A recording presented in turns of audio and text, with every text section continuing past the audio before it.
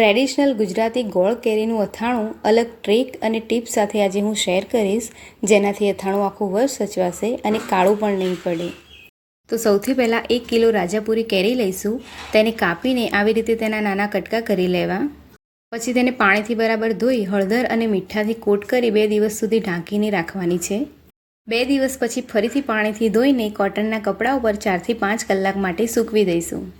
હવે અથાણાના મસાલા માટે એક બોલમાં લઈશું મેથીના કુરિયા, ધાણાના કુરિયા, રાઈના કુરિયા, હિંગ, લવિંગ, મરી અને તજ. પછી તેમાં ગરમ કરેલું સિંગતેલ નાખીશું. તેલ ઠંડુ થઈ જાય પછી તેમાં તીખું લાલ મરચું, કાશ્મીરી લાલ મરચું, મીઠું, હળદર બરાબર મિક્સ કરી તેમાં 1 કિલો કતરેલો ગોળ મિક્સ કરી 1 દિવસ ઢાંકીને મૂકી દેવું. હવે જે સુકાયેલી કેરી છે એને એક વાસણમાં લઈ રેડી કરેલો અથાણાનો મસાલો મિક્સ કરી એ જ વાસણમાં 2 દિવસ રહેવા દેવું અને છેલ્લે તેને એરટાઇટ બરણીમાં ભરી દેવું. Thank you for watching.